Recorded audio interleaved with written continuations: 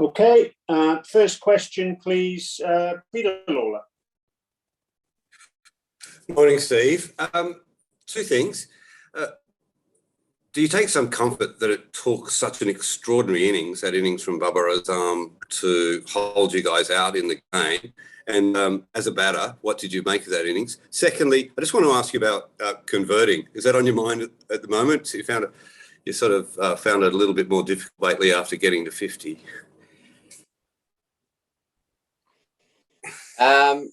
Firstly on Bubba, that was a exceptional innings in the fourth innings. I think it was I read some stuff. He's broken some records, or he's been in the top 5 most balls faced in the fourth innings and things like that. So look, it was an exceptional innings. I thought he played remarkably well. He played our spinners so well. Nathan, we were speaking about it the other day. Nathan was getting a little bit out of the rough, and everything just seemed to hit the middle of the bat until the one that he got out on. So for 400 balls or whatever he faced was a pretty remarkable effort, along with Rizwan as well, who did well, and Shafiq. So they made us really work for our wickets, and obviously we weren't quite good enough to get all 10 in the end. But look, he played exceptionally well. In regards to of course, the first 2 tests getting 70.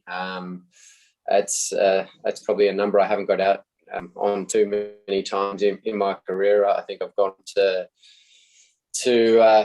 get the bigger scores, particularly on these wickets. So look, I've been pretty disappointed when I've got out, that's for sure, after working hard to get there and playing well up to that point. So hopefully can get into the similar position this test and go on and convert. Thanks, mate. Mel Farrell, please. Thanks, Brian. Hey, Steve. Just further on Pete's question first. Can you put it down to something? Sort of when something happens several times, is it just a collection of different circumstances, or is there something specific that you think's changed or happening that's just sort of proving to be a bit of a hurdle? No, I don't think anything different. It's just happened. I felt good. I felt in a nice place. So it's just happened. And just another one, a little bit offbeat, I'm sure, but we've seen a lot of interaction between the Australian and Pakistan players. They seem to have a thing where they like to imitate your leave before the game. We've seen that a few times. Can you give us maybe just an insight into some of the sort of funny interactions or fun interactions you've had with those guys? I actually haven't seen that, but I think it's been a great series so far. I think it's been played in terrific spirit. Both teams have played some good cricket and got on well throughout the game. So I think it's been a great series so far, and goes down to the wire in the last one. Yeah. Thanks. Dries Malik, please. Thank you, Brian. Steve, definitely this tour is going good, as you mentioned. You are enjoying the tour. Are you expecting the bouncy wicket at Qazafi, Lahore? I'm just asking. I know that's not it's like that, but are you expecting the bouncy wicket at Qazafi Stadium? And have you learned something Urdu words? The what? Sorry. Are you expecting a bouncy wicket? A bouncy wicket. Probably not. I'm probably expecting, having not seen the wicket, I'm probably expecting something pretty similar to what we've had in the first 2 tests. But we'll be able to make better assessment after we get to training today and have a look at the surface. And have you picked up any Urdu words while you've been here? No, I haven't picked up any. So Assalamu alaikum. It's been the biryani, nothing. Biryani, is that a? I think we've had a few biryanis in the team room, so yeah, I guess that's as far as I go. Thank you very much. Thank you. Sundaresan. Yeah, thanks, Brian. Steve, I know you're really good with your Marathi, but we won't go there. It just looked like you just seem to have opened yourself up more in the stance just when you're facing the seamers in the second test. I don't know whether it's just a conscious decision. Can you just run us through it? Yeah, I definitely do that more when it's reversing, particularly coming back into me. And there was obviously, when I was batting, there was a fair amount of reverse with Hassan and Ashraf and Shaheen, the way they were bowling. So it just gets me in a position where I'm able to essentially play French cricket in front of the stumps and allow balls outside to go past. And that's the way I like to go about it. I've done it that way for a long time, playing reverse swing. So yeah, that's the position I like to get into. But yeah, there's nothing more to it than that, really. Thanks for that. Just another quick one. I mean, just your comfort playing in these subcontinental conditions, and of course, it's not been in your control. We've been in the midst of a pandemic. But do you think you just like missed out on that? Like, the fact that you've had to play cricket tests just in Australia and not got these challenges often enough in the last couple of years?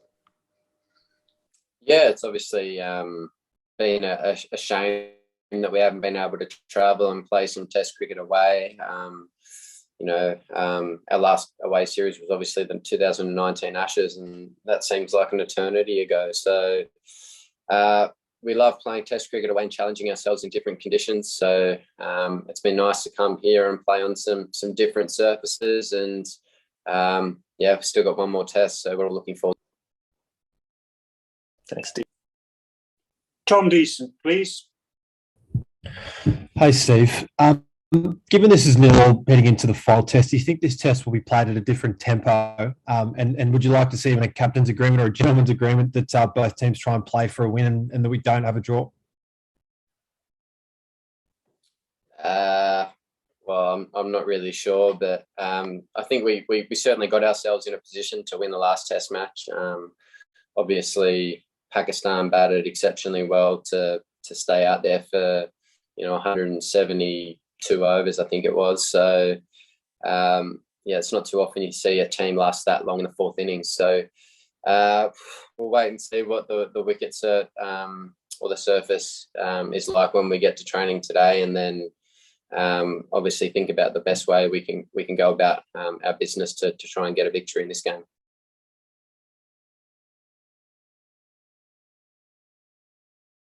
Bharat, please, again.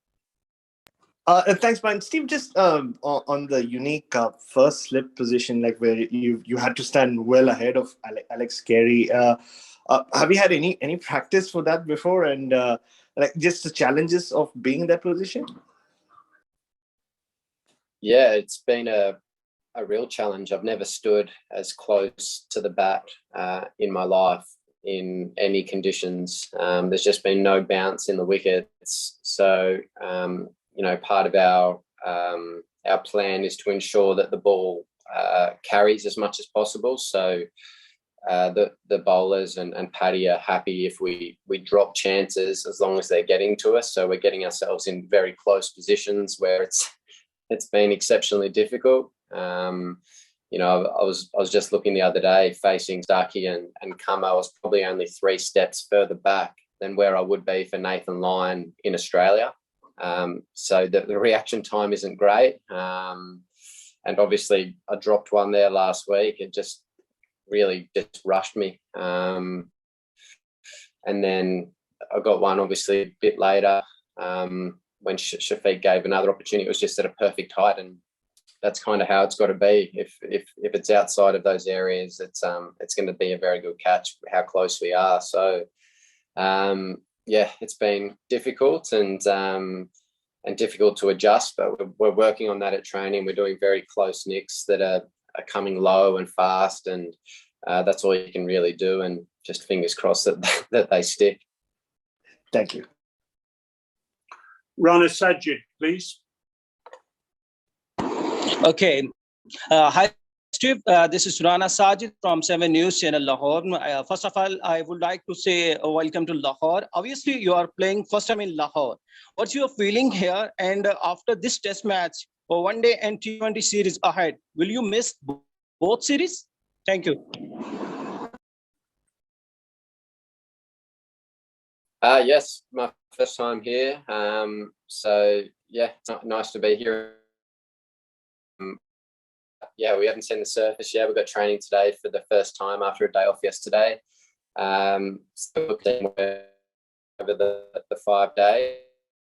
And then, yeah, after that, we'll push on to the 1 days and T20s. But for right now, focus is hopefully give ourselves an opportunity to win this series.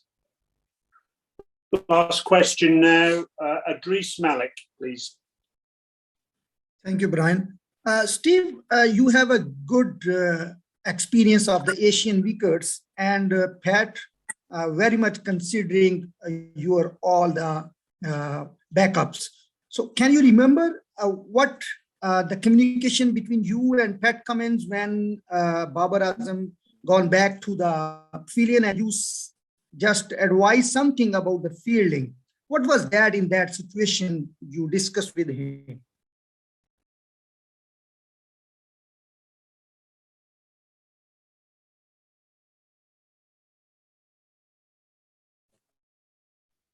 Hello, Adris. Try that Yeah, question hello, again, Brian. please. Yeah. Hello.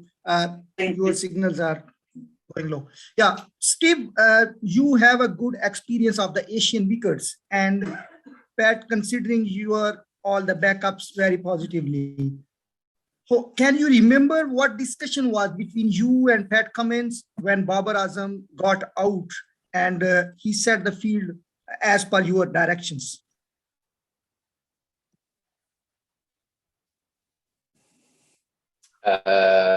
When Baba got out. Yeah, but when Babar got out, at that time, got caught there was a lot of discussion between you and Pat Cummins.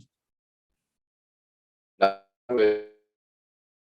the game, how we were going to get a wicket, and let's say,